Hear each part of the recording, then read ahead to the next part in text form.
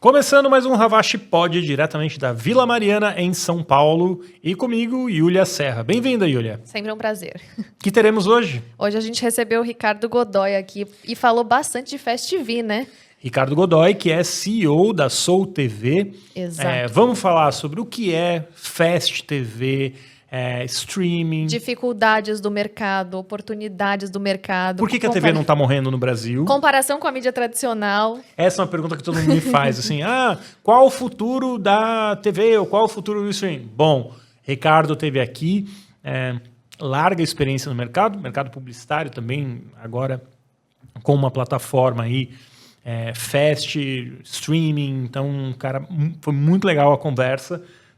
E um cara muito carismático, né? Sim, também. E respondeu diversas dúvidas aí do setor, para quem quer, desde iniciar até se aprofundar no tema de Fast TV aí, bem bacana. E aí, depois do Ricardo, a gente vai trazer algumas pesquisas, né? análises aí de mercado para quem gosta de mídia, publicidade, assim por diante.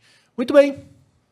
Recebendo o Ricardo Godoy, que é CEO e fundador da Soul TV, plataforma global de canais de TVs para streaming. O executivo possui mais de 25 anos de experiência no mercado publicitário, atuando no desenvolvimento e implementação de núcleos de serviços digitais em diversas empresas. Bem-vindo, Ricardo. Eu que agradeço, é uma honra estar participando do seu programa, Guilherme. E estou aqui para responder todas as perguntas que vier, né? A gente, esse é um encontro para acontecer a tempo, né? A gente tinha falado de fazer entrevista, de falar de streaming, aí depois eu acabei não fazendo matéria, demorou um pouco mais, demorou alguns meses, mas no final deu certo. Agora, vamos falar, porque na coluna eu falo muito de streaming, né? E aí a Soul TV e Fast, né? Que tem crescido. Vamos ordenar então. Explica primeiro o que é Fast TV e o que faz a Soul dentro do universo de Fast TV e streaming. Tá. Bom, primeiro a Soul TV é uma plataforma de streaming, né?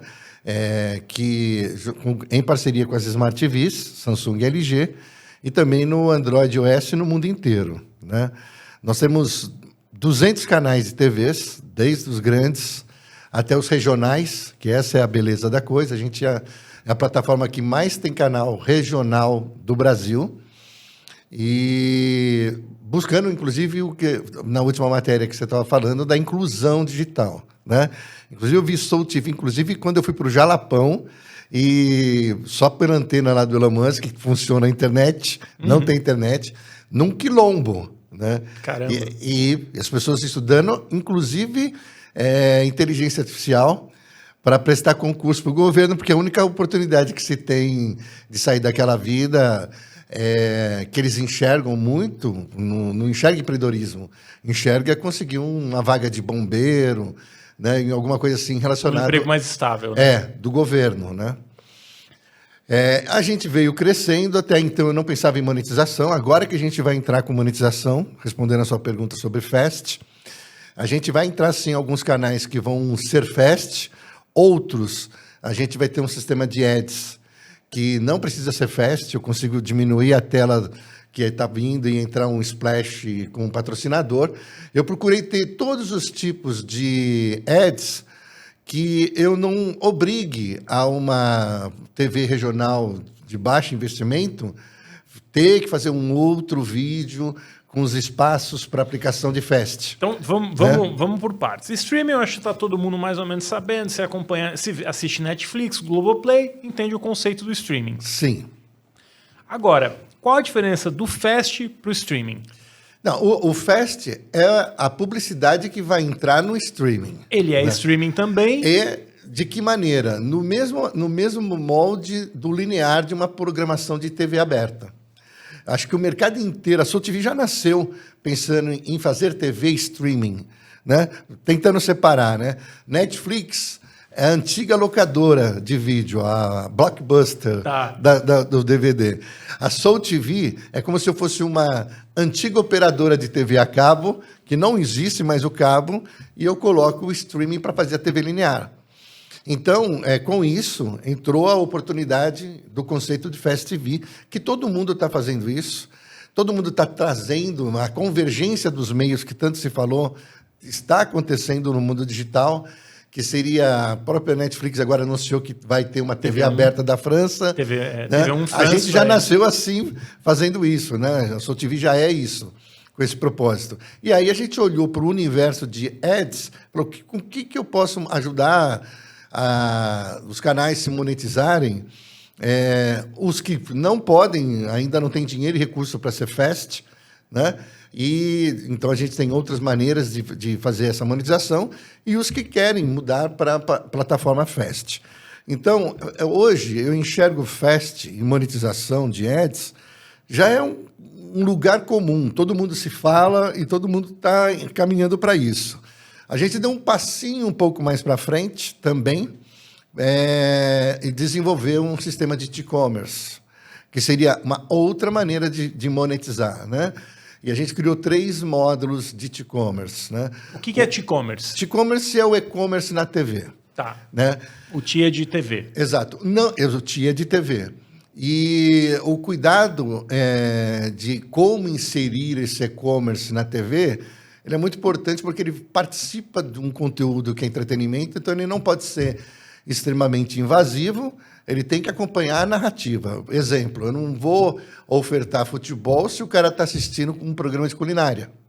Mas eu poderia, por exemplo, um publisher, um veículo de imprensa, comunicação que tem no interior, aí ele produz um podcast. Ele poderia transformar esse conteúdo em Fast TV? Em Fast TV, com certeza, né? Tranquilo. E também de outras maneiras de ads, né? E também recebeu o e-commerce, tudo, né? O streaming é uma rodovia, né? Uhum.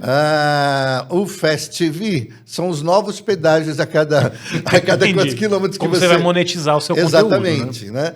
E aí vem essas entradas. Essa do e-commerce, por exemplo, ela entra para ser relevante com o conteúdo. Então, minha inteligência artificial lê e ouve o que você está assistindo, busca nos parceiros o produto que tem naquela cena e publica na hora. Então, provavelmente, como você está engajado, você vai assistir. Eu tenho uma maneira manual, um outro sistema de inteligência artificial que é por prompt, e um outro que ela faz sozinha, não precisa fazer nada, né? Todas elas estão sendo educadas, treinando, né? Que a gente fala, porque cada vez mais que ela vai lendo e entendendo, ela vai acertando melhor o produto, porque às vezes ela não consegue interpretar. Então, o prompt fecha pelo conteúdo do canal, a proposta do canal. O aberto, ele fica livre para poder ler a cena e buscar os produtos que estão na cena, ou similares. E eu posso até colocar ticket e quanto tempo, né, para isso. E tem o manual, que é realmente quando você já tem um canal que tem um patrocinador, então só vai entrar o do patrocinador. E aí, dessa maneira, eu consigo fazer com que, no momento que fez um gol, entra na hora a camiseta que fez o gol, do cara para você comprar o produto. Por quê? O e-commerce ele já tem uma lógica, as pessoas hoje já fazem isso. Você vai para a loja física, olha o produto, testa e depois entra na internet, vê onde tem o melhor preço e vai lá e fecha e compra e espera na tua casa. Então, a lógica ela não é fechada pela emoção, nem pelo impulso. Ela é bem pensada. Agora, na TV, não. A TV, e existe muita gente que compra assim, ela provoca a emoção, né? Você compra por impulso, é naquele momento, naquela hora que eu quero, né? Então, a gente utiliza muito mais essa estratégia de marketing por impulso para poder fazer a venda, né? Agora, por que tem uma oportunidade? Assim, a gente já tinha TV, depois teve streaming, já tinha redes sociais. O que criou a oportunidade para o Fast TV crescer e crescer tão rapidamente como tem crescido? É simples. É que as pessoas são muito da moda, né? Então, por exemplo, com a Netflix, quando criou o modelo dela, ela se consagrou. E estava todo mundo lá dentro. Aí todo mundo, vou ter meu próprio canal. Vou ter meu próprio stream. Warner, HBO, Disney e tal. Aí o que acontece? Só não combinou que alguém tinha que pagar essa conta. É um fato. Né? Então o público ficou responsável de pagar essa conta. E aí chegou uma hora que não dava, ficou mais caro que a TV a cabo. O que então começou a acontecer? As pessoas entram 1 ou 2 meses, vê o que te interessa, fecha e vai abrir uma outra conta no outro stream e fica pulando. Então aquele dinheiro tinha que caber no bolso desse consumidor de alguma maneira. Uma das estratégias foram grandes parcerias que você fecha HBO dentro da própria Amazon e vice-versa. Então, para poder coexistir, não ter o risco. As empresas estão reinventando um negócio chamado bundle, né? Que era notório na TV a cabo, por sinal, né? Então, isso daí já era um movimento, só que não o suficiente.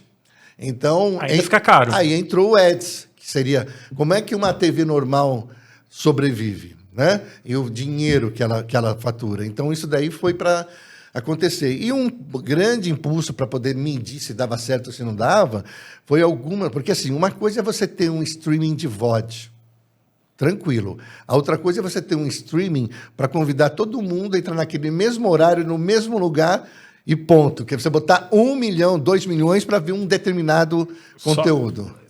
Só para quem não tiver acostumado com a terminologia, VOD é o vídeo on demand. Como você tem na Netflix, por exemplo. Você que escolhe o programa e vai assistir aquele programa ali no horário. Isso, aí é pulverizado, né? Tem 5 mil vendo isso, 2 mil vendo aquilo. É muito difícil eu ter 5 milhões de pessoas assistindo o mesmo programa ao mesmo tempo no vídeo on demand, por mas exemplo. quando você convida para uma luta do Mike Tyson... Que é o que a Netflix está fazendo. Exato, que ela fez, ela chamou todo mundo para provar que ela também é TV. Então, a turma fica muito preocupada em ter a briga de quebra de braço entre a TV aberta e o streaming, né? E o conteúdo do streaming, mas não é. A gente está tendo uma guerra entre broadcast e lógica digital e streaming. Isso sim, a tendência de todo mundo, mesmo com o comportamento de aberto, ir para o streaming é muito grande, é o que está acontecendo. A convergência vai se dar dentro da internet. Né? Então, vai ter menos investimento nessa coisa. Se você vai ter uma TV agora, você tem que pegar uma concessão, você tem que investir milhões em antenas, né? Repetidoras, e ao passo que se você fizer a mesma coisa na internet, o custo é bem menor e você consegue trabalhar melhor. A DTV muda essa dinâmica de alguma maneira? A TV, que a gente A chamava 3.0? de TV 3.0, agora mudou para DTV. Né? Na verdade é o seguinte, DTV+. né? Sempre, desde quando falou em TV, né? 1.0, a primeira digital, 2.0 e 3.0, a promessa foi a mesma e nunca se cumpriu. Né? Qual era essa promessa? De que ia ter interatividade, que vai ter o e-commerce, que vai tudo que a gente fala sobre o que já existe no mundo da internet, ia ter por meio do broadcast. Né? Na primeira vez não teve, eu não venho do streaming, eu venho da TV estudando isso. Aí que eu vi que não era o caminho, onde fica criando muitas normas, antes mesmo das coisas do mercado crescer, tá fadado a morrer. Né? A internet, a vantagem é essa liberdade que você vai lá e entra, desenvolve, cresce, e quando você viu, você já cresceu, já escalou. E eu acho que a TV 3.0, nesse momento, é a última chance da TV aberta conseguir falar, segura os clientes aqui, que aquilo que está acontecendo nas Smart TVs, por meio de streaming, a gente vai fazer igual ou melhor.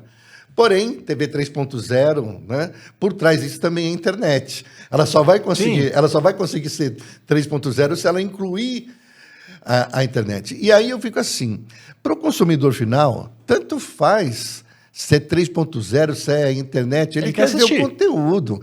Né? Então, é uma guerra muito mais comercial, de negócios, porque enquanto tiver na TV aberta, essa potência tá em monopólio, e se entra para o mundo da internet, ganha, existe grandes investidores. Mas a barreira de entrada é mais baixa. É menor. Né? Você não precisa de uma outorga, por exemplo. Exato, você tem possibilidade de escalar para o mundo inteiro. Né? Assim, da noite para o dia. Não precisa de antena. Tem né? conteúdo brasileiro já sendo assistido no exterior? Sim. Dentro de Fast TV? Isso é dublado? Ou ele é legendado? Como funciona? Então, vamos dividir em várias... Já tem sim, tá? Inclusive... Na Rússia, né? Inclusive lá. O Ricardo estava falando da Yulia, que tem ascendência, né? É descendente de russos. Descendente, né? Então. Eu tenho um canal do Nordeste que toca muito forró. E vira e mexe nas métricas, aparece o pessoal de lá. Bem, quer dizer, ele não entende nada, mas música rompe barreira. E mostra que tem esse interesse, né? E aí eu venho pesquisando, por exemplo... Eu já pesquisei e achei inteligência artificial que faz dublagem perfeita, o encaixe da boca perfeito na coisa, mas não ainda chegou no nível que eu quero, por legenda também, que é o ao vivo, em tempo real, você poder escolher em que língua que vai aparecer. Mesmo que tenha delay, porque não precisa do delay. Se você está vendo, quem está assistindo, contexto, quem está assistindo não tem delay. E só o fato de você poder ver na tua língua, não tem problema nenhum. Então, eu acredito que isso vai chegar em breve. E aí sim a gente vai ter uma revolução de disseminação de conteúdo para todas as línguas, não só espanhol, inglês. Isso já é default, né? É realmente assim, o cara está lá na Ucrânia vendo na língua dele. Eu fico imaginando, assim, aqui o Ravache Pod, né, o podcast que a gente faz, a gente usa o transistor, né? A gente usa o transistor para subir, já sobe para 10 plataformas automaticamente, já está integrado lá, eu não preciso entrar em 10 plataformas para subir. E depois que sobe, ele já legenda, já prepara tudo dentro do transistor e sobe para a plataforma. A gente não ativou a monetização, mas já poderia ativar a monetização dentro das plataformas para já fazer todo esse processo automaticamente. É semelhante na Soul TV? Como que funciona? A gente tem muito publisher aqui que acompanha, né? Produtor de conteúdo que acompanha o que a gente faz. Como que um produtor de conteúdo e que tipo de produtor de conteúdo pode entrar na Soul TV? Qualquer um, desde o influencer que está no YouTube e ele tem um monte de programações e ele quer transformar aquilo numa programação linear de TV, ele pode. A TV normal aberta pode, a TV a cabo pode, quer dizer, uma produtora. O que é importante é que você tem que pensar que você vai deixar de fazer conteúdo pequenos e tal e vai ter que trabalhar para uma grade de programação. Então, você tem que pensar 30 em 30 dias ter toda não é só, aqui o podcast não seria só por exemplo, se a gente subisse o podcast aqui, o podcast seria um pedaço de uma grade mais ampla que tivesse passando. Exatamente, na sua porque TV. Então você tem que pensar que de manhã, o que a pessoa vai assistir? É desenho? Você vai ter que, né?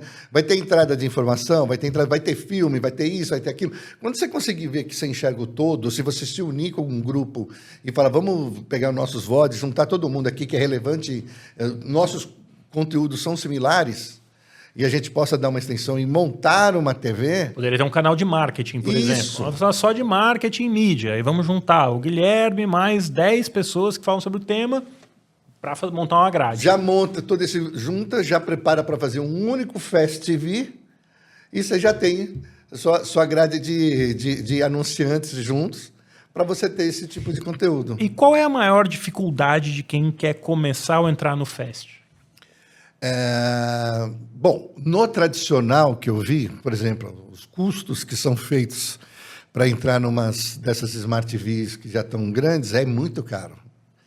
Porque você tem que pagar para alguém fazer esse conteúdo para você, tem que pagar para uma tecnologia espetar lá na TV. Então tem um custo fixo mensal muito grande. Por isso que para meus canais que são menores, eu estou criando uma outra maneira mais simples do cara poder ter Fast TV. Porque ainda não está democrático em termos de investimento financeiro. Né? A barreira de entrada é alta. É alta, 30, 40 mil por mês para você ver se você vai monetizar ou não. Pelo que eu vi no convencional. Tá. Eu estou criando uma maneira que pelo menos com 2 mil, 3 mil você tenha Fast TV. Algo mais viável de verdade para a nossa realidade de mercado, né? Agora, a Fast TV hoje, ela funciona para as marcas mais como uma possibilidade ou como um meio de ampliar o alcance dela ou como, de fato, um gerador de receita no negócio? Ou depende do tamanho do canal, cada marca é uma marca? Então, isso você vai ter que... vai depender da sua audiência. Se a audiência for boa, você vai ter. Porque você trabalha... Que é uma audiência boa? Você trabalha em TV Fast igual TV normal, é o CPM. A diferença é que no Fast você audita de verdade, você não precisa do Ibope, né? Uhum. Então, os números são bem mais reais. Mas são coisas novas. Eu peguei clientes falando, eu estou no Fast, nem é pelo tamanho, porque ainda não dá uma repercussão que dá uma TV. Eu estou porque eu preciso estar, porque eu sei que vai crescer, eu preciso entender isso daí. Mas o que um Fast TV bem feito pode trazer que uma TV normal não dá. Os dados, a pesquisa de comportamento. Se aplicar, então, inteligência artificial, você pode até medir a reputação da marca. Por exemplo, eu que tenho 200 canais, né? Eu consigo medir assim, se eu falar assim, quantas pessoas falaram o nome Ravache em 24 horas? Eu sei. E ainda fala, recorta todo mundo, me faz o momento. E ainda a IA fala, estão falando mal, estão falando bem dele. Então, essa evolução digital, essa inteligência é que é mais importante, que vai ganhar uma outra dimensão de negócio lá na frente. Mas você trouxe 2 pontos que me parecem pertinentes. Assim, o primeiro não é o Ibope que mede, mas, ao mesmo tempo, tem uma crítica às plataformas de que elas geram os números delas mesmas. E não tem um terceiro verificando esse número, que acaba inflando, por exemplo, o número do Google. Eu questiono tudo. Do YouTube, né? Você fez a colocação perfeita. Eu também questiono tudo. Porque, assim, de 2 em 2 anos, tudo que fala agora o caminho é esse, na IAB, né? Ou em outros lugares, muda. E a gente fica sempre perdido, já não sabe para onde que vai. Então, assim, não existe... Isso é uma coisa, reclamação até do próprio cliente. Foi o que você falou, cada veículo fala o seu próprio... E estamos comparando cebola com batata, às vezes, né? Exato. Ainda não tem essa unificação das coisas, né? Então, o que a gente sabe é que a minha maior preocupação nessa guerra por exemplo, não perder a verba que existe no mercado que sustenta todo o ecossistema de negócios. E a internet, às vezes, quando ela menos percebe, ela dá um tiro no pé. Né? Sim. Por exemplo, ela matou a mídia impressa, né? Praticamente. Né? Da onde vai vir o conteúdo agora para os posts, eu tenho dúvidas. Né? Mas assim, ela matou a mídia impressa, né? A preço de banana, né? Por isso que o mercado despencou. A gente tem que tomar um cuidado para que todo esse movimento fast, toda essa tendência, não faça o mesmo com os negócios da TV. Né? Pega os 8 bilhões e transforma em 1. Né? Os 30 bilhões e transforma em 1. Né? O dinheiro que escoou e foi embora não volta mais. E aí o mercado, até passar por essa ressaca e ter que crescer de novo, vai ter não vai ser mais um mercado interessante como é hoje. Né? Então, eu acho que as pessoas têm que entender mais que tecnologia não substitui talento. Né, o que está por trás dessa tecnologia, o redator, né, a pessoa que é o fotógrafo de luz. Assim, né? No impresso, acho que ainda tem veículos que têm produtos muito relevantes, mas um número cada vez mais limitado de veículos, né, quando a gente pensa que produz um conteúdo relevante.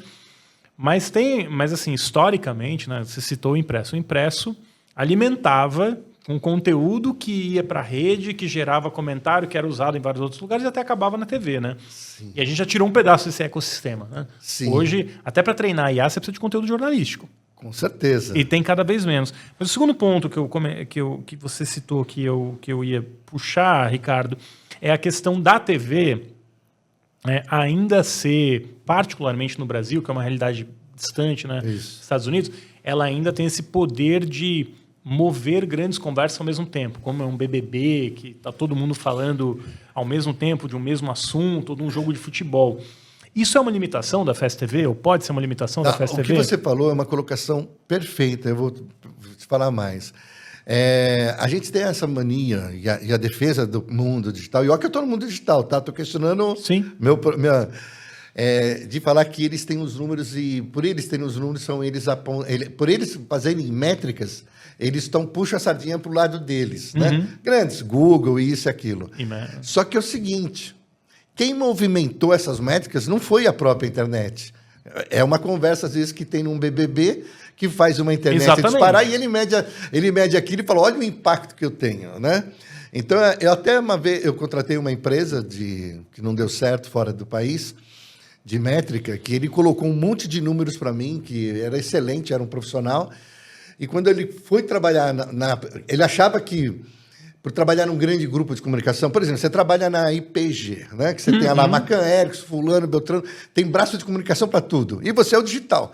Você é o primeiro a carregar as informações. Aí todo mundo fala, nossa, o digital está crescendo, eles que são bárbaros. Mas às vezes a criação, a ideia não veio desse mundo digital, veio na TV aberta, veio num slogan.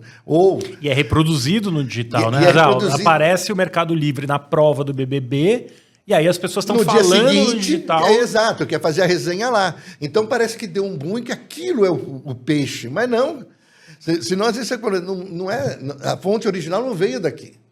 E tem que tomar muito cuidado com isso. Por isso que eu falo, quando eu falo de tomar cuidado com a receita. Porque isso, sendo só nesse número, mata aquilo. E aí eu falo assim, aí, cria alguma coisa. Porque se reduzir o custo, você vai escoar os talentos. Não vai ter mais gente que, às vezes, você fala, nossa, esse cara ganha tanto. Mas se ele consegue fazer o Brasil inteiro parar, né? Ele merece ganhar. Que também é minha crítica, muitas vezes, ao anunciante, que ele compara, assim, tempo de visualização no TikTok, tempo de visualização no streaming, por exemplo. Nada a ver. Que é um volume de atenção, né?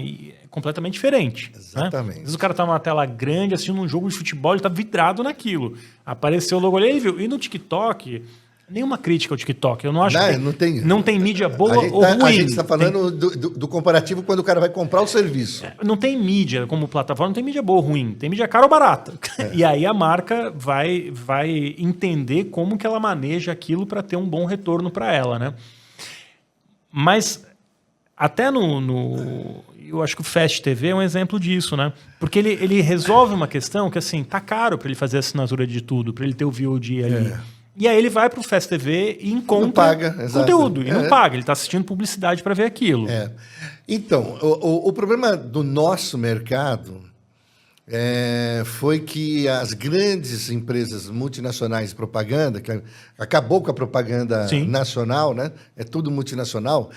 Então, quem é contratado ali e também quem é contratado nas multinacionais das empresas, é tudo trainee e tem que seguir um book, tem que seguir o que foi falado. Então, a verba para tal coisa, tal coisa, tal coisa. E é o que acontece, o cara fica alienado. E o cara então, pega a lógica do mercado americano, isso. Que a TV é diferente, né? E o cara quer comparar banana com laranja no mesmo balanço. Se eu levar uma inovação para ele, que eu ver o e-commerce, o cara fala, como é que eu pago isso daí? Eu vou pagar como se fosse banner, vou pagar como se eu pago no TikTok. Quer dizer, não tem nem espaço para essa discussão. Nosso mercado ele é muito achatado nisso. Né? É achatado na parte intelectual do negócio. Né? E é isso. E aí a gente fica procurando em cartilhas. Então, deixa eu seguir a IAB. Mas, às vezes, nem a IAB. Por exemplo, eu mesmo estou com a IAB, eu falei do e-commerce. Putz, a gente precisa abrir um comitê para isso, porque a gente nem sabe o que é. É verdade. Então, o Brasil ele não é preparado para lidar com inovação da forma concreta e, às vezes, não é nem preparado para acompanhar o crescimento da tecnologia que está lá fora. Ele não tem, e não tem, às vezes, também a capacidade de fazer adaptação nacional do nosso negócio, como você falou. TV não significa nada aberta nos Estados Unidos, mas aqui é tudo, né? Aqui ela movimenta o ecossistema, né? E ainda assim, eu já vi reportagem publicada assim, YouTube é maior que a TV. No Brasil. Gente, para quem acompanha o mercado, assim, o YouTube é super relevante. Ninguém está aqui diminuindo a relevância do YouTube. Não pode desmerecer o mérito. Mas é uma narrativa que, óbvio, beneficia, né, o YouTube, o Google, mas ela também desvirtua o mercado. Porque aí dá uma sensação que o Fast é muito menor do que ele é na verdade e que a TV aberta não tem a mesma eficiência. Você acaba trazendo o pior dos mundos, né? Porque como você bem colocou, né, Ricardo? Na agência está seguindo aquele manual de regra que não raro é feito para os Estados Unidos. A realidade brasileira, que não é o cara que tem grana para assinar, como nos Estados Unidos e na Europa, não está naquele guia de regras lá da agência gringa. Então eu não tenho nem a Fast TV entrando, nem a TV aberta entrando, sendo que muito do conteúdo da TV aberta vai para o Fast. A Globo tem canais de Fast também, né? Claro. Não, exato. O futuro é a convergência dos meios. Não tem outro... Não é separar, não é desagregar. É entender o todo. O problema nosso é que a maioria das pessoas que estão trabalhando e atuando Ele não tem tempo para pensar, ele não tem essa conversa estratégica, né? Ele precisa fechar o dia 15 ou o dia 30, né? Ele está correndo atrás do rabo. E a gente tem uma tendência de falar assim, vamos pensar em fazer alguma outra coisa quando acabar mesmo a comida aqui. Enquanto tiver, vamos continuar nesse modelo de negócio. Esse é o problema. Se não fosse o advento do Covid, o streaming não tinha crescido tanto. O digital não tinha... E acelerou uns 10 anos. Assim, ó, né? Pum, bum. Tanto que eu tinha uma dificuldade, eu apresentava o meu negócio, os caras falavam, não, isso é o futuro. Tipo, não vou fazer nem a pau agora, Juvenal. Assim, é legal, bonito, mas não vou. E aí, depois, quando aconteceu, começou o telefone a tocar e falar, eu tenho que entrar. Não, mas você quer ver a apresentação? Não quero apresentação, não. O João já está aí dentro, eu também vou. E assim, começou, né? E o que é uma boa audiência na Fast TV? Em número, assim. Então, tudo é um mistério, cara. Às vezes eu escuto umas coisas que eu falo, será mesmo? Porque os números são menores do que se fala em TV aberta, né? E eu vejo que todo mundo... Às vezes tem uma questão da intenção, né? Mas assim, conversando com uma pessoa que é um cara super inteligente, que trabalha na Record News, na Globo, na Record News, ele falou que, sim, algumas empresas, né, já conseguem ter uma audiência de 200 mil, 300 mil, que é bom pra caramba de pico de audiência. Eu vejo o seguinte, ainda, por exemplo, eu na minha plataforma, se eu fosse um único canal, eu teria uma boa audiência, porque eu tenho uma média de 50 mil por dia. Na somatória. 60 mil por dia pessoas assistem a minha plataforma. Se eu fosse um único canal, eu estou bem. Fazer um CPM sobre isso daí e vender os espaços de mídia, tem muito dinheiro. Mas são 200 canais. Então, eu tenho 2001, 1.500 e outros. E aí é muito pouco. Ele é fragmentado. A gente ainda precisa desenvolver. Por isso que eu estou pensando em outras formas de monetização, porque eu acho que não é só o CPM, existem outras oportunidades. E aí sim a gente caminhar para isso daí.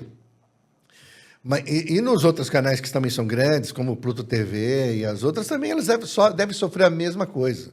Tem um impacto ali, outro aqui e tal. Nada comparado com o Ibope medindo a quantidade de alcance. Porque somar tudo isso no dia inteiro vai ser um alcance, né? Você entendeu? Não a conversão, né? A internet, ela sofre, principalmente quando ela vem com o discurso de pagar o que converte. Mas não é isso comunicação. Às vezes, se eu impactei você agora, você não fechou o negócio agora, mas a minha marca entrou no teu peito. Daqui 15 dias você está comprando. E aí, né, você não vai ter essa medição. Você não consegue fazer a atribuição no momento exato.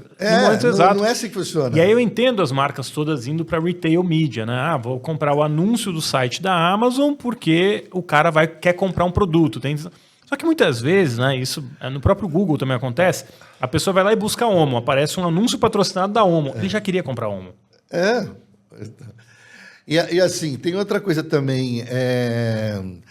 Anúncio em Fast TV é retail media na casa do consumidor. Sim. Óbvio, né? Essa. Se você quer fechar o 360, né, você tem que também estar dentro da casa da pessoa.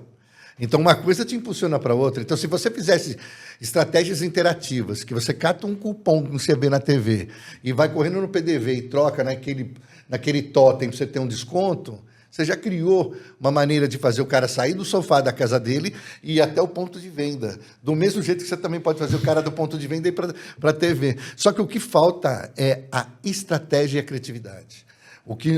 A nossa carência de negócio falta criatividade para esse novo universo e a estratégia. E também como produzir.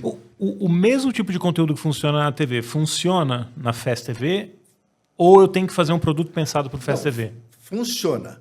É igual, por exemplo, vamos falar da mídia impressa para a internet. Quando começou a internet... Ctrl-C, Ctrl-V, né? Pegava ali o JPEG, jogava e fazia aquele bannerzinho. Né? Então fazia a mesma coisa com TV, é isso. Pegar o linear normal de 30 segundos... joga lá, ponto final. É igual. Mas o que vem depois é muito mais importante, que ainda não chegou, que é estabelecer o diálogo com o consumidor, né? A interatividade. né? O advert game mesmo, sabe assim? A via de mão dupla, né? Aí sim você vai falar assim, nossa, TV, esse é o futuro da TV. Não é o sinal 3.0 ou streaming, né? É o que fazer, uma vez que você está num ambiente de lógica digital, o que você pode fazer que vai além disso? A gente ainda fala em mídia tradicional, mídia digital. A gente caminha para um futuro no qual não tem mais essa distinção. O cara vai, como você bem disse, né? A pessoa consome o produto. Para ela pouco importa se chegou pelo cabo, pelo sinal de internet ou pela TV aberta, né? Já acontece, né? Depois que dá play lá, você está vendo o Netflix, você põe na TV aberta, é igual. Mas ainda é uma discussão importante do ponto de vista do anunciante. Não, tecnologia é uma coisa, ela avança sem nenhum compromisso, né? Modelo de negócio, isso toma mais tempo, né? E é aí que está a guerra. Essa briga toda que fica discutindo quem é quem, não é para outra coisa, não é pensando na tecnologia, é pensando como eu seguro a minha verba, como eu brigo para o cara não entrar, eu não quero perder nenhuma fatia desse bolo.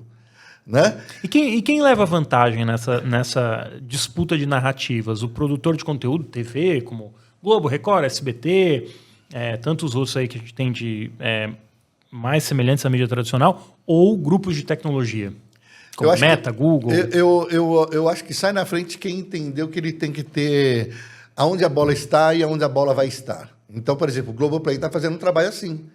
Ela sabe que vai migrar, ela está detendo o poder dela comercial, está batalhando para entender como que isso daí virar mesmo. Eu também não perdi nada, estou aqui e tenho conteúdo. Se o futuro é streaming, eu já estou aqui no streaming. E isso é uma diferença. Ela investiu no desenvolvimento de uma plataforma personalizada dela. Tem muito streaming que na verdade, pega uma licença de white label só para jogar os conteúdos VOD e fala, sou um streaming. Mas é um streaming, mas você não tem condições de escalonar e nem de crescer porque não te pertence, né? Pertence a uma licença da Alemanha, né? Então, assim, é diferente quando você cria o seu produto e se posiciona, você mesmo desenvolve a partir do código-fonte e começa a criar o teu negócio. Como é a SoulTV também, como é a Globoplay, né? Agora, tem outras que pega só a white label, né? Joga o conteúdo e fala, agora eu também tenho streaming. E até tem, só que não promove o crescimento, toda essa estratégia de interatividade. Isso morre em 4, 5 anos. Né? Ou depende das melhorias do que vai ser feito na Alemanha, né? Ou em outro lugar que você pegou uma licença de streaming. Né? Porque eu lembro que até quando o SBT foi lançar o streaming dele, eu conversei com um executivo de uma TV concorrente, que tem um streaming grande, enfim, Globo, né? Não precisa... Eles usam a mesma tecnologia, o mesmo fornecedor. E é justamente isso. O executivo me disse assim, a gente está zero preocupado com o streaming do SBT. Como assim? Né? Olha, streaming é catálogo. Exato. E o catálogo, a gente está muito seguro que o nosso catálogo é melhor do que um catálogo que o SBT vai poder ter. Porque tem um investimento muito grande de catálogo, de produção, né? Isso. Que eles avaliavam que o SBT não ia ter condições de fazer. Até que ponto, né, hoje, faz sentido para uma TV entrar no FAST para estar no digital e não ter o próprio streaming? Olha, se eu fosse da TV aberta, com certeza eu já teria uma plataforma digital completa, FAST, tudo, porque tem que caminhar junto. Não adianta o cara pensar na última hora para ele correr, porque até lá aí ele já perdeu a guerra de ouro. Então, porque tem posicionamento, tem que ter credibilidade. Então, é uma coisa que ele tem que colocar no budget dele. Eu tenho que ter isso aqui, ponto final. Não tem como, né? Aí, às vezes, o cara fica com preguiça, foi o que aconteceu, né? Quantas pessoas ficam falando, nossa, coloquei o meu conteúdo no YouTube, olha quanto de audiência que eu tive. E foi o caso do SBT. O SBT chegou tarde nessa corrida do streaming. Você está dando um tiro no pé. Então, a turma da Globo enxergou... Ela sabe a importância do ativo dela, né?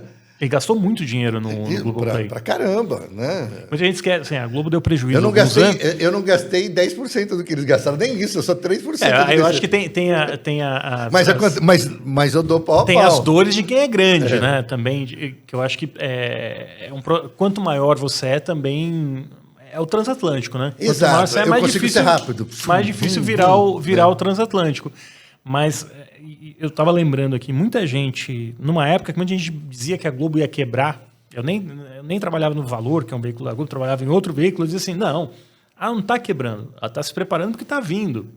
Então ela estava tirando dinheiro de um lugar e colocando dinheiro no streaming, que é caro. E foi um milagre, porque uma vez eu dei uma palestra no Grupo Inova da Rede Globo, Sim. que eu havia criado isso em 2011. Eu fiz o primeiro filme interativo mundial da LG, usando o controle remoto, um filme publicitário. Quem fez o filme, quem criou foi a turma da agência lá do Oscar Oliveto. Né? Exatamente. Isso é um cara, ele é um cara genial, porque ele enxerga e vamos, né? Eu fiz o filme que era assim, em vez de fazer 3 filmes, a verba era de 3 filmes, eu fiz um só, porque o filme é interativo.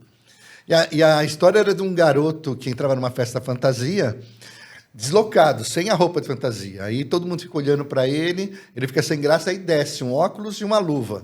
Aí você clica no óculos, ele virou Elvis Presley, e na luva ele vira um lutador de boxe. Depois ele tenta ganhar uma garota, que está de freira, não dá certo, né?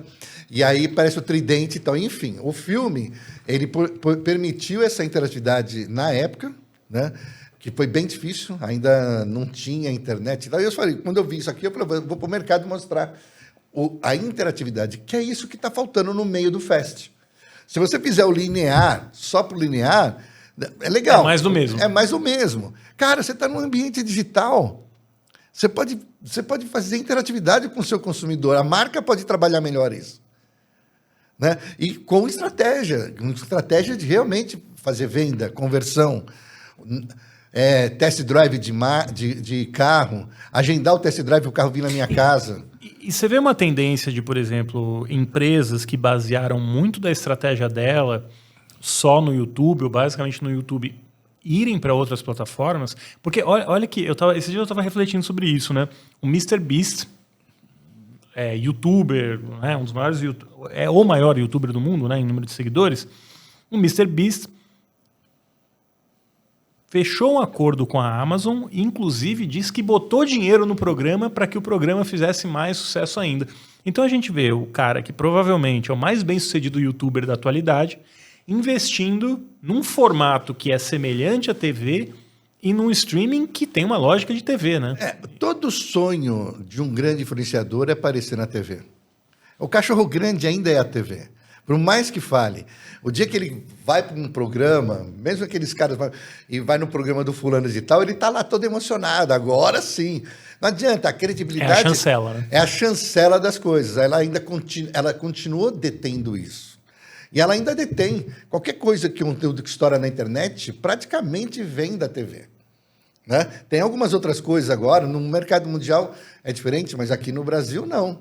Né? Então, é muito... Só que é o seguinte, e a outra coisa também que... Até um cara que veio do YouTube e foi para a minha plataforma, ele fez um slogan que eu achei, falou, puta, ele entendeu. Ele falou, fulano de tal agora é TV. O que um conteúdo... Quando o cara sai do YouTube e vai para uma Smart TV, para dentro de uma grade de programação, significa agora eu tenho a minha emissora de TV. E é esse o futuro. Pegar conteúdos que estão por aí na internet e transformar em comunicação de TV. E é impressionante como os youtubers estão entendendo o Fast até mais rápido do que produtores tradicionais de conteúdo, né? Pois é. Porque eles... foi aquilo que eu te falei. A gente tem aí um mercado júnior no cargo de quem pode assinar a caneta. Mas ele só pode assinar a caneta do que está no book. Então, ele não consegue... por isso ele tem uma dificuldade. Ele te ouve, ele vê tudo que é novo, mas ele já tem você tem que comprar tanto aqui, tanto aqui, tanto aqui. O que acontece hoje, até o crescimento digital não é tão melhor, porque a gente está falando assim, são coisas distintas de analisar o mercado com visão de tecnologia e futuro e do negócio. Aqui, e esse negócio é que nem o dinheiro é que manda, né? Então, ainda tem isso. E assim, não só do ponto de vista assim, por exemplo, se uma pessoa tiver num cargo e ele fala assim, não, eu não vou me ater com nenhum tipo de politicagem de cartel de dinheiro, disso e aquilo, eu só vou fazer o que é melhor para a minha empresa comprando tecnologia, o que é certo. Sabe quanto tempo esse cara dura na cadeira? Não.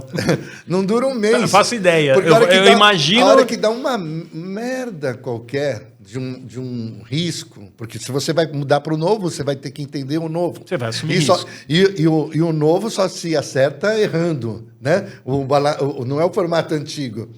Aí o cara, Deus aqui, liga para Deus aqui, e fala, ó, seu funcionário que não é apto. Que era isso, Tchau. Era aquele Sempre ditado, aconteceu né? isso. Ninguém perde o emprego comprando IBM, que depois virou ninguém perde o emprego comprando Microsoft, né?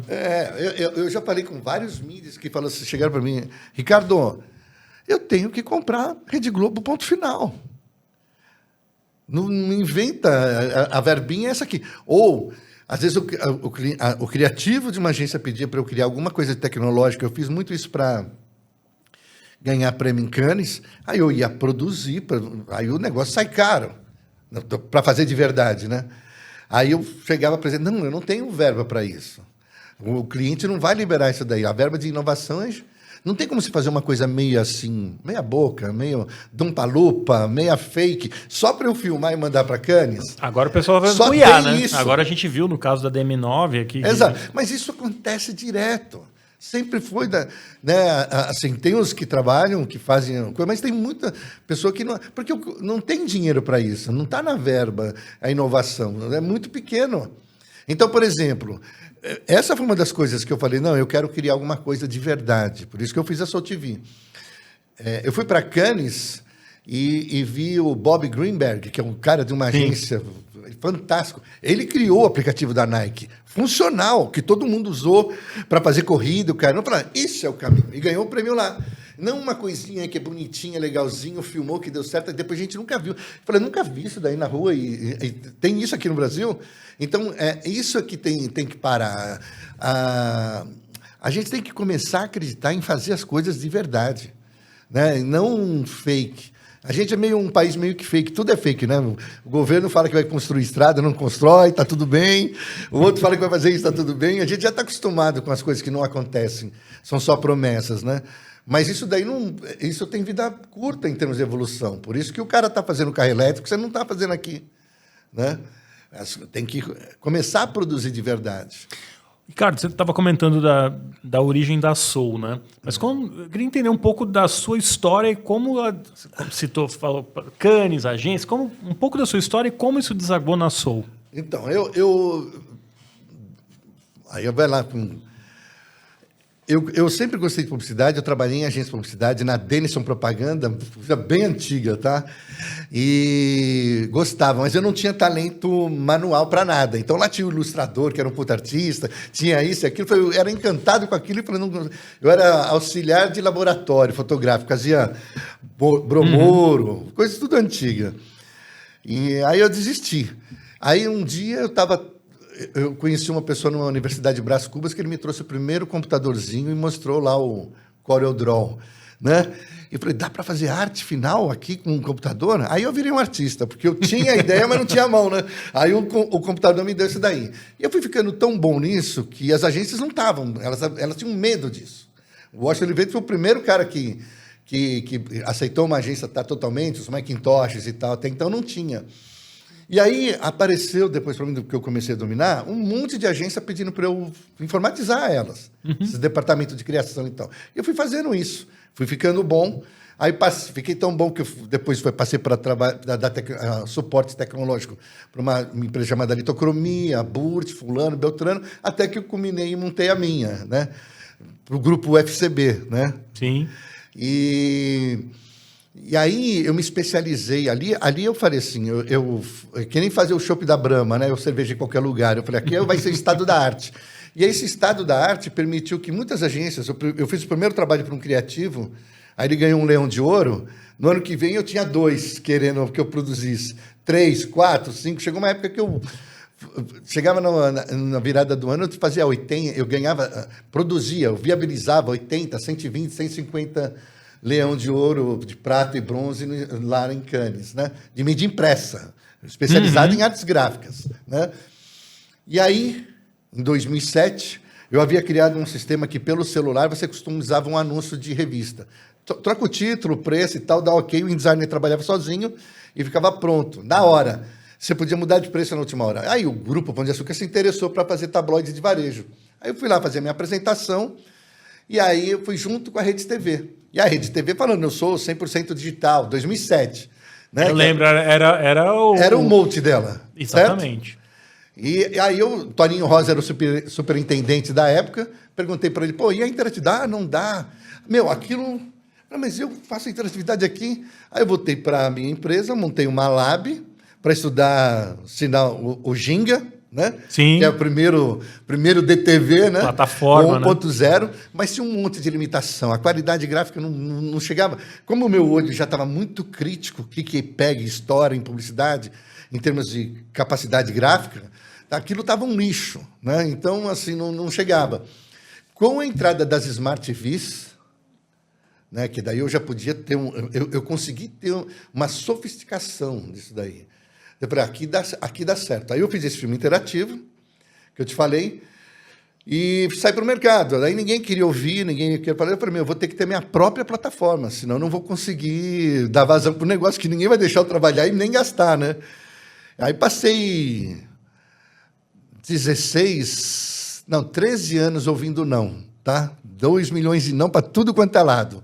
Então o cara pergunta assim, qual o segredo? É o seu algoritmo? Não, é a persistência, cara. Persistência de ouvir não e no dia seguinte, de novo. Até que eu encontrei um investidor e aí eu comecei, aí eu botei de pé a plataforma. Foi em 2020, né? Daí no dia, acho que não, 2020 entrou Covid, eu fechei em 2019, 2020 entrou Covid. Aí acelerou. Aí eu entrei na onda. Quer dizer, inovação, eu colocava assim, deve ser igual o cara que está numa prancha lá no meio do mar, a onda não apareceu, mas a experiência dele falou, não, eu vou ficar aqui, que eu quero pegar a onda perfeita. Então ele tem que ter a paciência de esperar a onda certa para poder navegar. E inovação é ponta final, né? A gente aqui no Brasil confunde inovação com tendência. Você vai mostrar uma coisa nova para alguém e o cara pergunta, quem mais fez? Quem mais fez, então não é inovação, né? É tendência. Ele quer o benchmark da coisa, né? A gente é um país benchmark, então tem muita dificuldade de criar aqui coisas novas, né? Não está na nossa cultura, a gente não acredita. O sonho do brasileiro não é... eu dei uma palestra numa universidade top para falar sobre esse tema, e aí eu perguntei para eles, qual é o seu sonho? Aí o cara, filhos de quem tem dinheiro que podem ser empreendedores. Não é universidade de baixo escalão, é de alto. Ah, eu quero ser CEO. Mas CEO é cadeira, é negócio, é cargo. É igual você falar, eu quero um concurso público. Não tinha que ser o cara falando, não, eu vou fazer o carro elétrico, eu vou curar o câncer, eu vou fazer qualquer coisa, né? Olha que coincidência, eu até falei isso mais cedo, mas será que muito disso que a gente passa não é porque a gente começou a avaliar as pessoas pela conta bancária e não pelo legado que elas deixam? Total. Não é só isso. Às vezes você... essa parte do nome, às vezes, a gente não compara a qualidade do trabalho, mas é uma dificuldade que enfrenta todo mundo. Até o Ayrton Senna, quando eu fui fazer a corrida dele, por ser brasileiro, ele teve que ser bom 3 vezes mais, né, para poder chegar onde ele chegou. Então, a gente não tem que... Eu encaro todo obstáculo como um step que eu tenho que fazer. Eu não fico... Primeira coisa que você tem que fazer para ser um grande empreendedor é eliminar suas crenças limitantes, criar resiliência, criar coragem. São todos os valores que o dinheiro não compra. Eu conheço um monte de rico que não tem culhão para fazer um investimento porque tem medo, o pai reclama, a mãe reclama, ou ele mesmo não corre risco. Não está na cultura nossa correr risco. E no mercado de tecnologia é particularmente difícil, né? Porque a gente ainda tem um complexo de vira-lata, né? Exato. Precisa ter culhão para poder você fazer investimento em tecnologia. E eu acho que é o que mais falta aqui, esse espírito empreendedor, que numa universidade, pelo menos que eu leio, dos caras que montaram as universidades, os grandes pensadores, Benjamin Franklin, Emerson, todos esses caras criaram a cultura dos Estados Unidos para o cara ficar empreendedor. Então, eles já começam e falam, acredita que pode. Cara, se você não acreditar, nem começa. Você tem que acreditar naquilo que você faz, né? Você tem que envolver pessoas que trabalham com você, acreditar no que você faz, do que está sendo feito. Aí você cria um time que pode transformar alguma coisa. Aquela brincadeira que virou propaganda, mas é uma verdade, né, do Steve Jobs, né? As pessoas que são loucos o suficiente, que acreditam que pode mudar o mundo, são os que mudam o mundo. E não é de berço, não precisa ter dinheiro, precisa ter fibra, tem que ter força interior. A força de vontade, né? Vontade todo mundo tem, né? Mas quando você coloca um compromisso e se acorda assim e você fala, eu vou fazer isso, você consegue aqui, ó, o teu trabalho aqui, ó, Ravache pode. É fruto de quê? Tem esforço, né? Tem que vir aqui, sai de casa, pega o carro, vem aqui. Mas é curioso, né? Porque a gente tem tido... Eu fiquei surpreso com o resultado positivo. Claro que você não faz um projeto achando que não vai dar certo. Acho que ninguém sai de casa para dar errado, né? Mas a receptividade, a audiência é surpreendentemente maior do que eu imaginava que pudesse ser. Você tem uma credibilidade muito boa. Você carregou nos seus anos de trabalho. Então, o seu podcast representa isso. Essa credibilidade que você construiu. Não, obrigado. Eu fico muito feliz em eu que estou honrado de estar aqui. Imagina, eu fico muito feliz assim, de ter a oportunidade de receber pessoas que também são empreendedores, porque eu acho que esse para mim está começando, fica mais claro aqui, né? No podcast a gente tem mais tempo de conversa e eu percebo que todo mundo que senta aqui também é um empreendedor, né? Mas mais do que um empreendedor, é alguém que olha além daquilo que ele está fazendo só, não é só pelo dinheiro. Sim. E eu acho que isso no Brasil pesa ainda mais do que em vários lugares, né? É por isso que eu falo que quando o cara pensa em ser CEO, ele está pensando só no dinheiro. Ele não tá pensando na transformação que ele pode fazer pela sociedade, no objeto, que é o propósito de vida. Qual é o sentido da vida se você não tem um propósito de transformar, de contribuir para a sociedade? A gente volta para aquele ponto do medir sucesso pela conta bancária. Então, cada vez mais a gente tem uma dinâmica, né, de conta bancária e cargo, né? Então, ele é CEO. E aí, eu acho que tem uma coisa muito nociva, que assim, se o cara é CEO, ele sabe alguma coisa que eu não sei e ele é mais inteligente do que eu.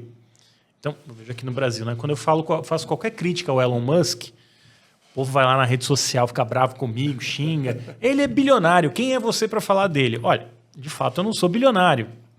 Mas, um exemplo aqui, eu falei, olha, não vai dar certo essa parceria Musk e Trump.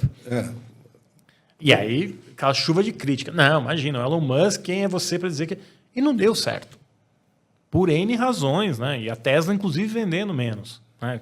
Com queda de venda da Tesla no mundo inteiro, porque ficou uma situação muito ruim. E outra, o Elon Musk entrou para arrumar o governo americano e não conseguiu fazer nada. Deixou a situação pior, porque estão recontratando as pessoas que ele demitiu.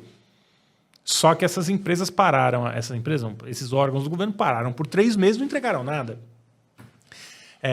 Fugimos um pouco aqui do tema TV, mas se parar para pensar, é muito dessa dinâmica que é uma dinâmica perversa, né? Que vai corroendo a capacidade de inovação, de testar coisa nova, até da gente aceitar um playbook que vem de fora, dentro da agência, e falar assim, olha, é aqui o playbook. Se vem de fora, deve estar certo. Então, você falou tudo. Se fosse numa época de cabeças pensantes, pessoas que sabem o que estão fazendo no cargo, o cara lê um playbook desse, tá certo que é emprego, mas assim, e podia falar assim, não, isso daqui está errado. Desculpa, você não está entendendo. Isso daqui não é o Brasil. Eu tive um chefe...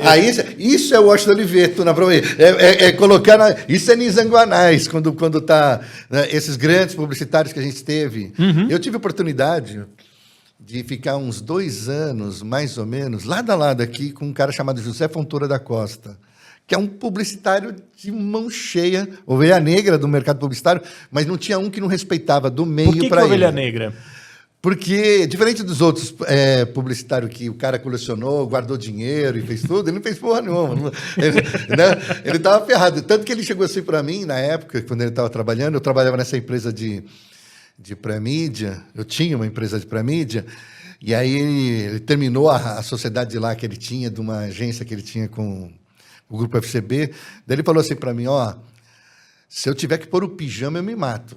Ele me falou de uma maneira tão veemente que eu fiquei assustado. Eu falei, meu, o que eu faço para ajudar esse cara?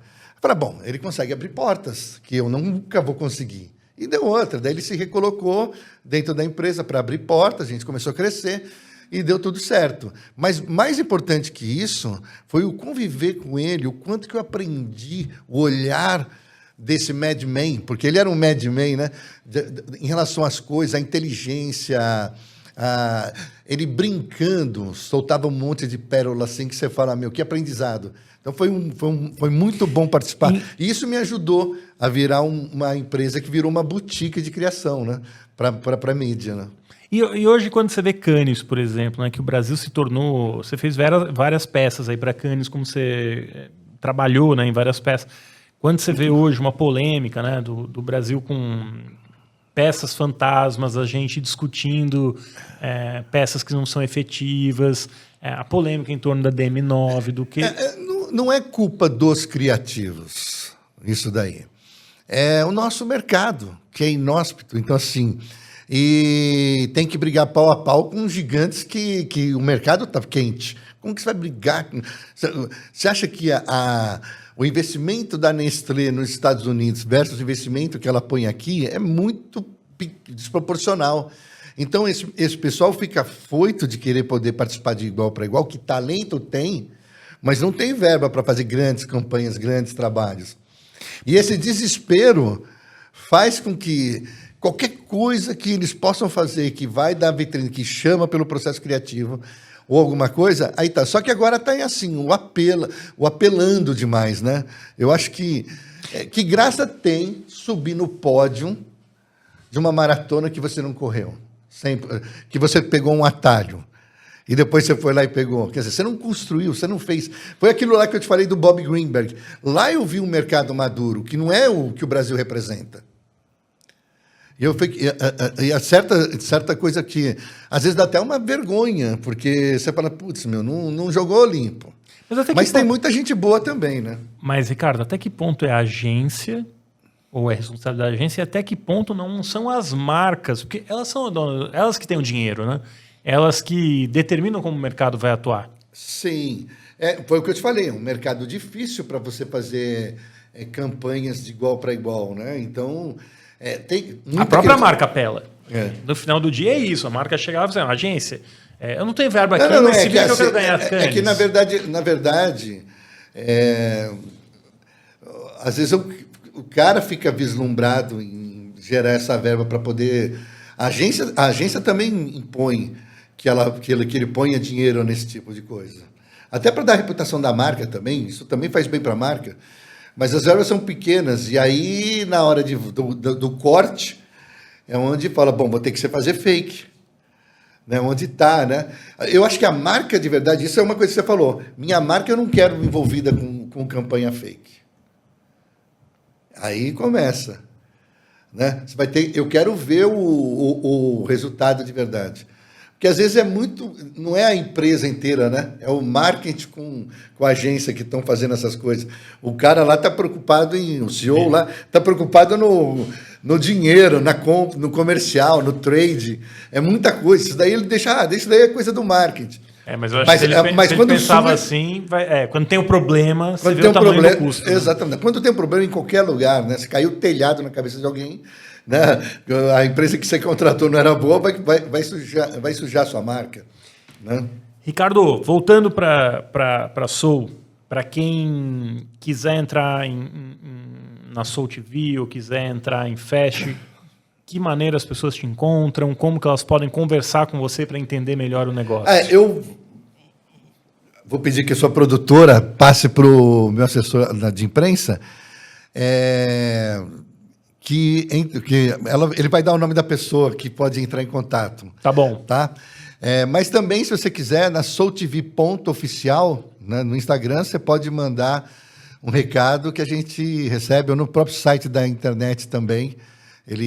A gente tem a soultv.com.br, que também pode fazer o pedido lá, tá tudo certinho. E aí o pessoal... E é grátis para o consumidor final. Né? A gente está agora já caminhando a 800 mil usuários. Né? Caramba, muita gente, hein? Estamos na luta, hein? Quase sem verba de comunicação, mas Boa. Trabalhando. Parabéns pela iniciativa, Ricardo. Eu acho que é importante a gente ter players no mercado, né? Quanto mais espaço, né, para veiculação de conteúdo, que é uma barreira, né?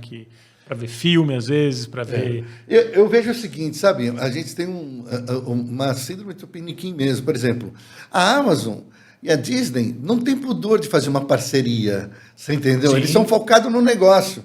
Aqui no Brasil, você entendeu? Uma TV nacional, se você também é brasileiro, você tem uma plataforma de streaming brasileira, ele parece que concorre, mas ele prefere entrar no YouTube.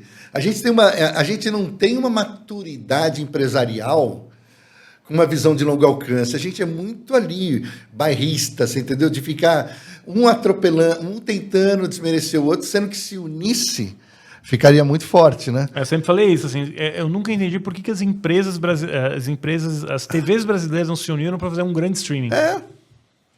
Para concorrer com o YouTube, para concorrer com a Netflix. E para ganhar escala mundial. E aí vai ter... Escala todo mundial. mundo já usando a mesma tecnologia, ou muito semelhante em vários sentidos, né? Então, se a tecnologia white label, não muda muito a tecnologia. O que muda é catálogo. Quanto mais rico o catálogo, maior a força que esses grupos têm. Não, né? exato. Eu concordo com você plenamente. Falta maturidade empresarial para o nosso mercado, em relação à maturidade que eles têm lá fora, que enxergam. Quer dizer, teve aquela disruptura, né, com a Netflix. Mas depois eles viram que não. A gente tem que... E ninguém teve frescura. Realmente. Estão vendendo pacote junto, já pede o pacote junto, e já vai tudo certo e está tudo bem, né? Eu acho que tem que ter esse tipo de visão mesmo. Ricardo, super obrigado pela participação. Prazer tê-lo aqui conosco. Muito obrigado. Valeu. Muito bem, Yulia Serra, retornando agora para a fase das análises, né? Isso, exatamente. Trouxemos aqui alguns dados, alguns estudos que saíram para falar sobre mercado. Então vamos lá, comece. Então vamos começar aqui por um estudo que fez uma pesquisa sobre o modelo de IA da Meta, a Llama 3.1. Quem fez a pesquisa, desculpa? Foi o 404, foi publicada pelo 404. Um site de tecnologia, exatamente. Bem bacana, por sinal. Foi até também, a gente já chegou a discutir, mas que provou esse estudo que esse modelo memorizou livros e obras que têm o seu direito autoral totalmente protegido. Então, entre elas, Harry Potter e até o 1984, né, o famoso livro do Big Brother. E, inclusive, só para trazer o dado, eles perceberam que Harry Potter e a Pedra Filosofal eles reproduziram em 91% exatamente como a obra. Então, assim, é uma reprodução quase que integral de um livro que é totalmente protegido por direito autoral, né? Então, como que fica essa questão... No caso do Harry Potter, né, principalmente. Mas vamos dar um passo atrás para entender, né? Então, assim, para criar o modelo de IA da Meta, que é uma IA bem ruim, aliás, por sinal, aqui, tanto que eu estou dizendo porque o Mark Zuckerberg demitiu praticamente toda a liderança do time de IA da Meta, porque é ruim mesmo. E aí tinha um projeto de fazer uma IA aberta, de open source, né, código aberto, mas não era bem código aberto, era E aí o mercado criticou, os desenvolvedores começaram a entender que iam estar desenvolvendo pro Zuckerberg e abandonaram a plataforma. A Meta vai rever tudo isso. Bom, o ponto é, a IA da Meta que a gente tem agora foi treinada com base numa série de livros que tinham copyright. Esses livros tinham direito protegido e a Meta basicamente copiou os livros. E em várias respostas que saem da Meta, saem os trechos do livro literalmente, certo? O que mais temos? Então, e a grande questão foi que, enfim, que falaram que se comprovado, né, aí dando os créditos para 404, que se comprovado de fato que isso aconteceu, é possível que o modelo seja extinguido, né? E aí sim, seria uma coisa inédita na era da tecnologia. A gente fala tanto aqui sobre regulação, sobre essa questão do não tem uma penalização caso você use direito autoral, enfim, como fica essa questão. Então, o que aconteceu? Como que o mercado enxerga isso? O que aconteceu? Né? Bom, já tem um juiz americano, alguns autores moveram um processo acusando justamente de que a Meta copiou um conteúdo sem autorização. O juiz deu vitória para a Meta.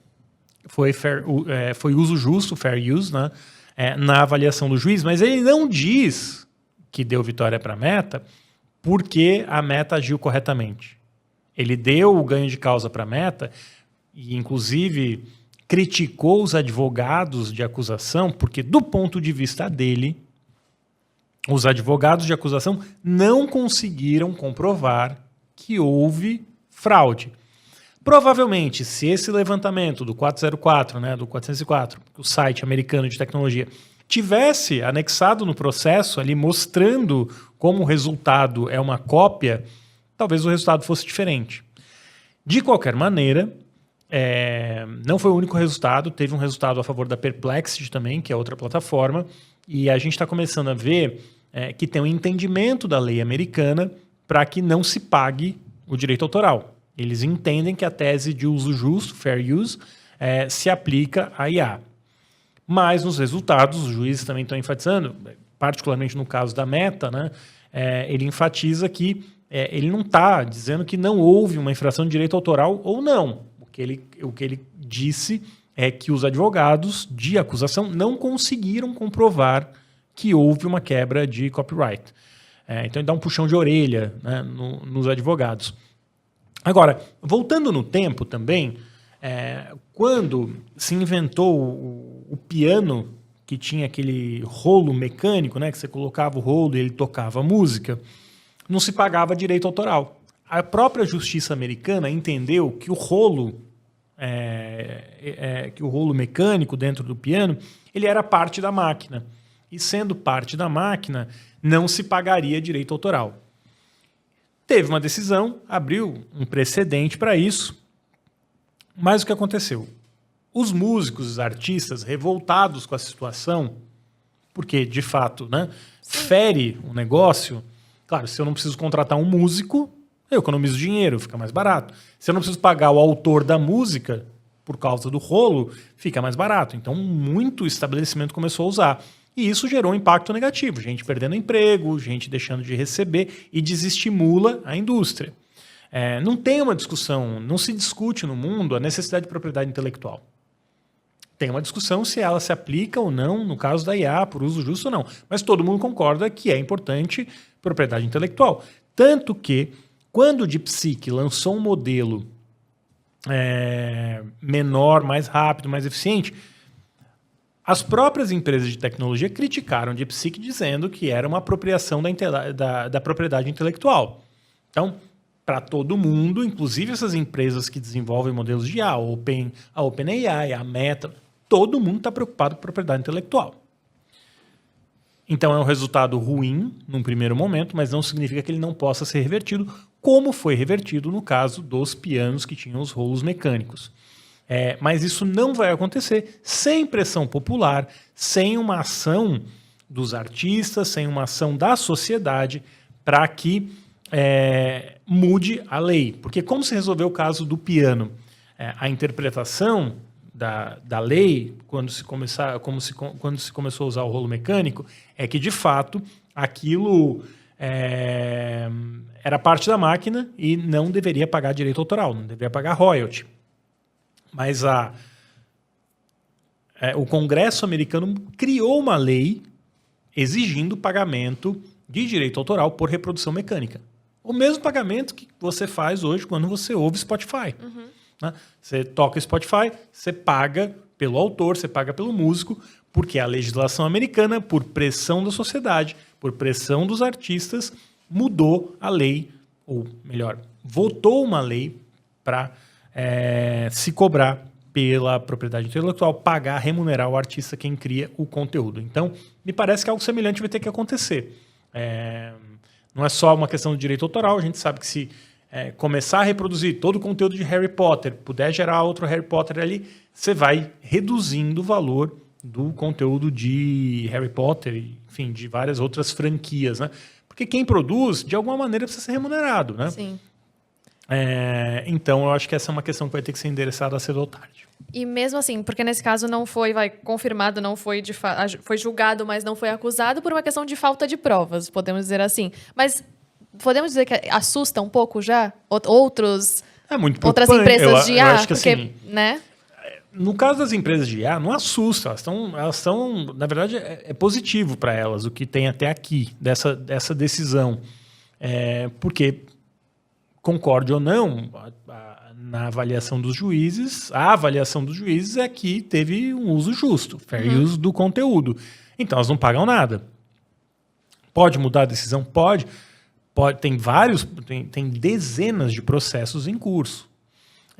E tem instâncias, né? Numa primeira instância, não avançou o processo. Mas isso pode ir para a Suprema Corte, pode ir para uma instância que tem uma decisão diferente. Mas o meu entendimento é que é ruim a gente legislar pela justiça. Não é o papel do judiciário, né?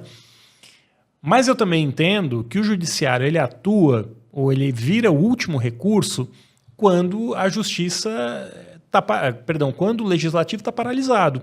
Em diversos países é o que a gente percebe, assim, no Brasil, nos Estados Unidos, por uma divisão política, por uma questão até de prioridades, questões regulatórias de redes sociais já estão lá no final da fila. Ninguém quer entrar nessa discussão porque se polarizou de um jeito que é como assim, como se fosse qualquer tipo de regulação é a favor da esquerda, qualquer tipo de não regulação é a favor da direita.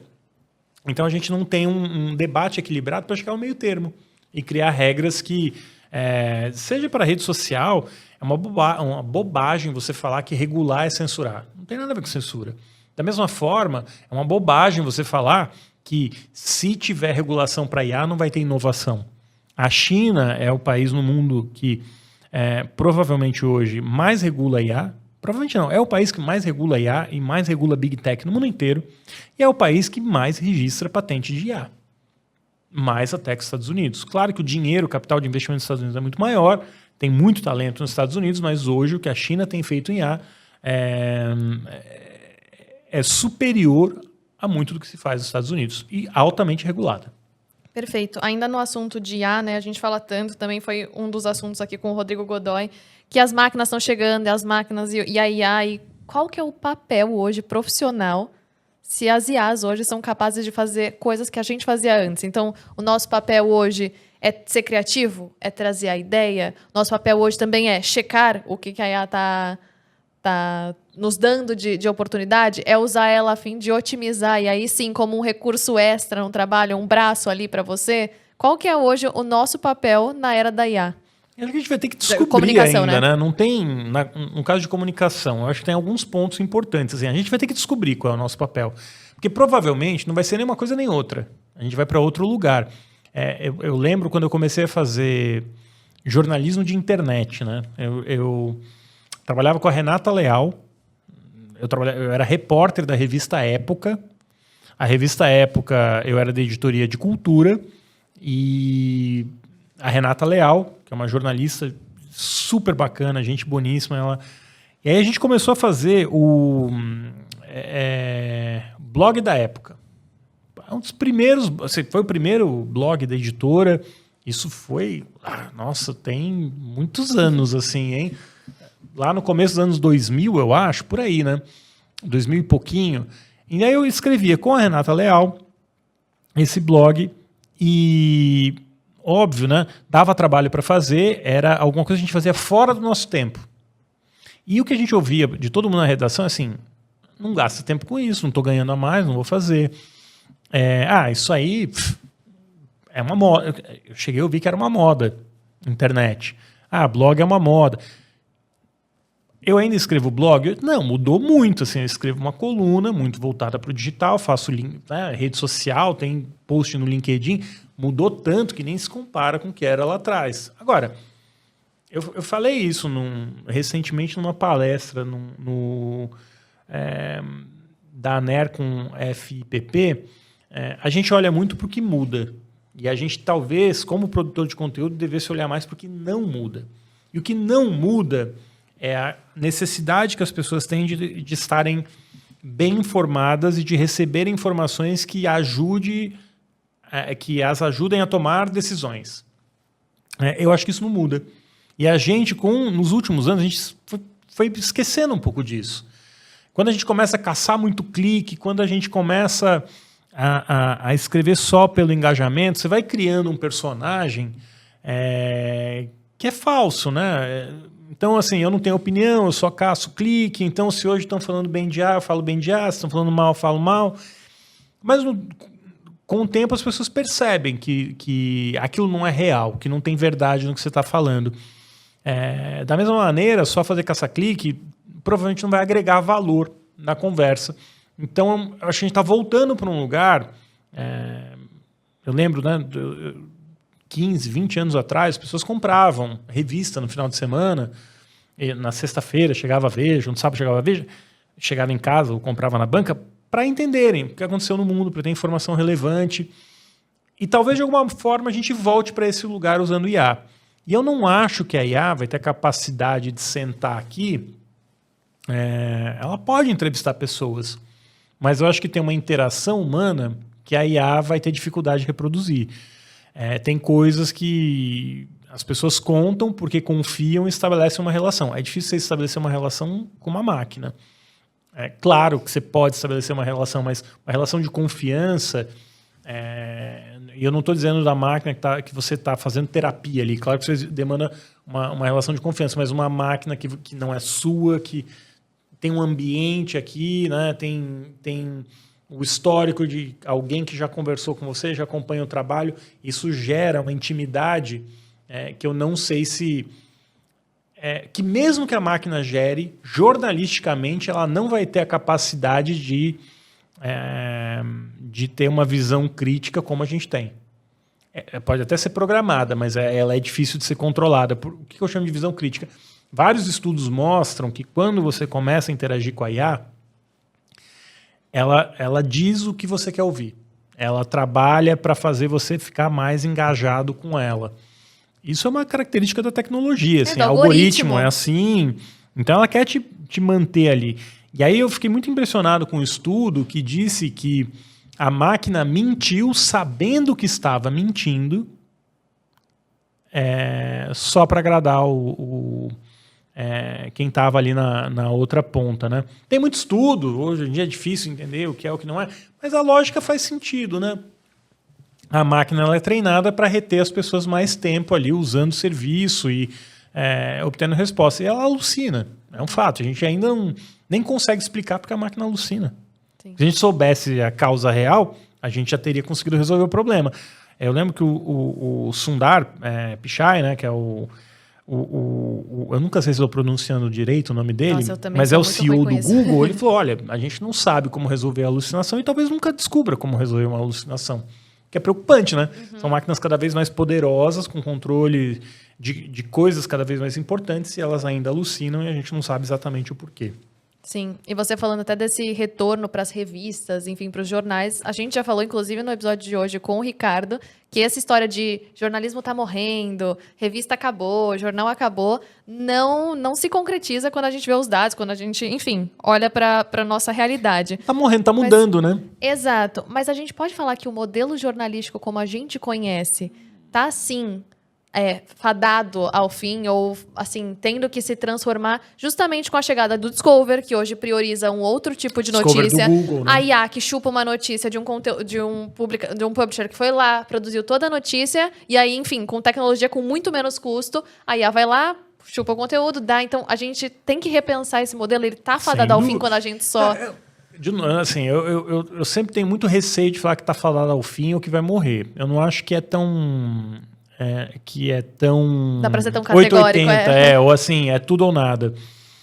Acho que não, vai ter espaço para veículo impresso, vai ter espaço para veículo que faz jornalismo investigativo, vai ter espaço para o jornalismo de várias formas e maneiras. Mas é um espaço menor, né? Hoje a gente sabe que o número de veículos impressos é muito inferior ao que era 10 anos atrás, 5 anos atrás. E a tendência, pelo custo do papel, pela complexidade logística do Brasil, é que tem ainda menos. Tem toda uma geração agora crescendo, consumindo digital. Ah, então vai morrer a revista. Não estou dizendo que vai morrer a revista, que vai morrer o impresso. Estou dizendo que vai ser um mercado possivelmente mais nichado. Agora, vão surgir várias outras oportunidades, né? De produção de conteúdo jornalístico, inclusive. Vai ter mais vídeo. A gente já teve vários pivot, né? Não sei como em português, né? Que é o virar o negócio para alguma coisa nova. Então, todo o grupo de mídia diz, vou pivotar para vídeo, Só que hoje ficou muito mais barato. Pivotar para vídeo 5 anos atrás, como várias empresas, particularmente americanas, né? Vice, BuzzFeed, fizeram, se mostrou um desastre. Muito porque no caso do BuzzFeed, por exemplo, tinha uma dependência muito grande de redes sociais, do Facebook. E o Facebook falou, não me interessa mais esse conteúdo, acabou o seu negócio. Acho que você tem que tomar muito cuidado em construir o seu negócio na plataforma de outro, porque você não é dono da plataforma, a plataforma faz o que bem entende. Mas voltando para a sua questão, não acho que morre, mas a gente, sem dúvida, vai ter jornalismo em mais lugares. Influenciadores digitais, jornalistas, já são uma realidade. Eu estava vendo hoje dado de consumo de Instagram e TikTok. Nos Estados Unidos, o consumo de jornalismo no TikTok é assombroso.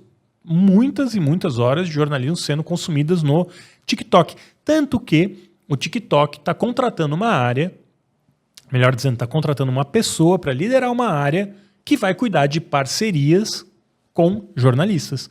Sejam influencers, newsfluencers, influenciadores de notícias, ou empresas de mídia mesmo que fazem isso. Ironicamente, quem já teve isso no passado foi a Meta.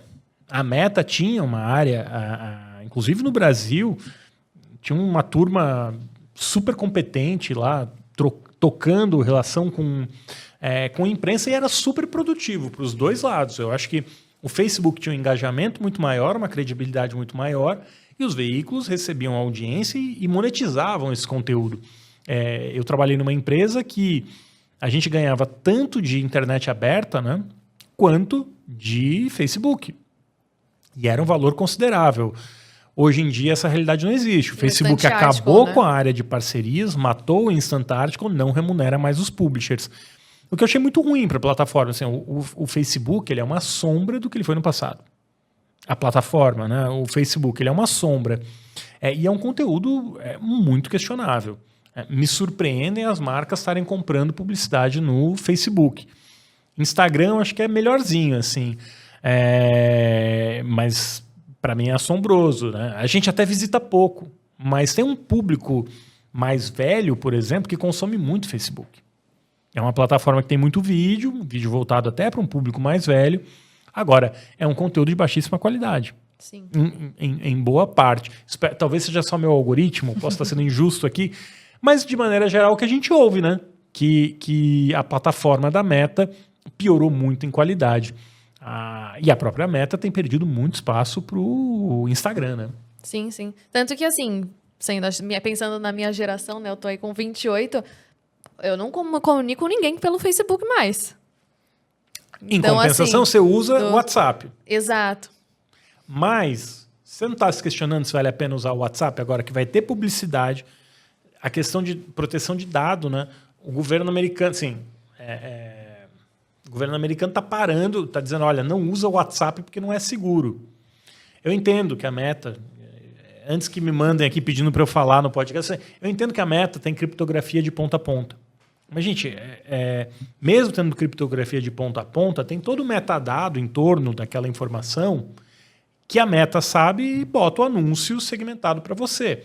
Ela não precisa ler sobre motel para saber que você está no motel. Não sei porque eu falei motel, mas enfim. Porque até eu lembrei porque eu falei. Porque é uma informação que não raro o cara está no motel com a amante. E aí vem uma publicidade de amante ali para ele. Isso é um caso que aconteceu de fato, né? E você não precisa dizer motel.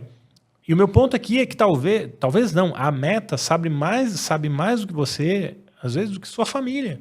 Você não vai falar em casa que você foi no motel.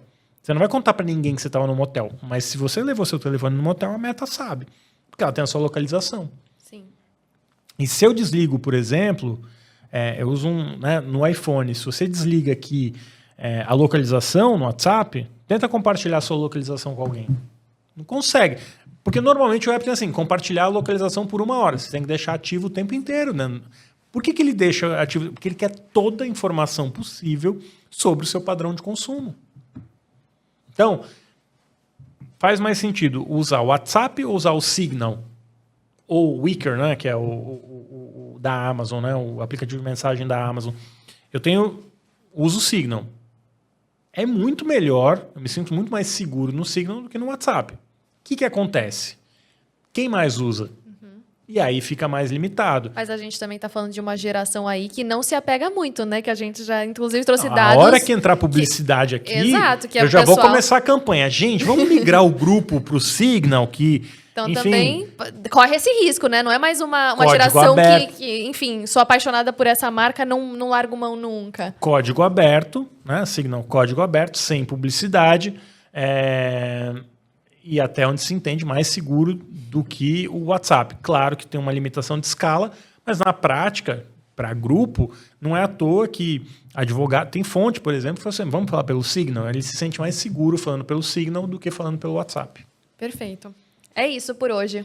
Muito bem, então, encerrando, né? Mais um episódio, 22 já. 22º já.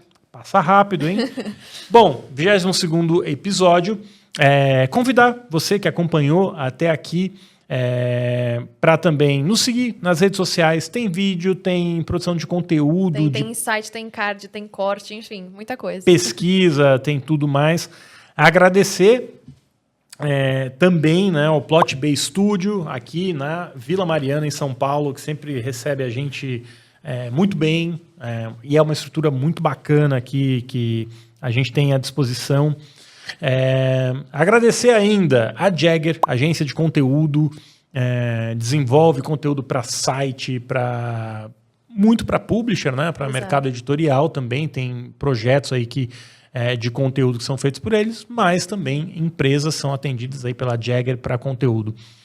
Para tecnologia, tem a SEO Lab, faz tecnologia, SEO, e Havashi Media. Se você estiver precisando de palestra, treinamento para equipe, eu quero fazer uma conversa sobre o futuro da mídia, para onde ela está indo, esse é um tema que diversas vezes algumas afiliadas, associações chamam para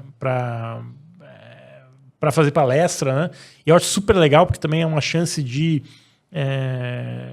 conhecer o Brasil, porque muitas vezes é fora do eixo Rio-São Paulo, e eu acho muito legal conhecer mais o Brasil. E olha só, pela primeira vez eu vou para o Maranhão. Nunca tinha ido para o Maranhão. Vou em julho para o Maranhão, vai ser muito legal. Estou muito curioso, né? Eu adoro o Nordeste, né? Eu sou suspeito. Eu cresci no Sul, eu nasci no Rio de Janeiro, cresci no Sul, mas sempre que eu posso eu vou para o Nordeste, adoro lá. Muito bem. Terminamos, né? Terminamos. Muito obrigada. Obrigado, até a próxima.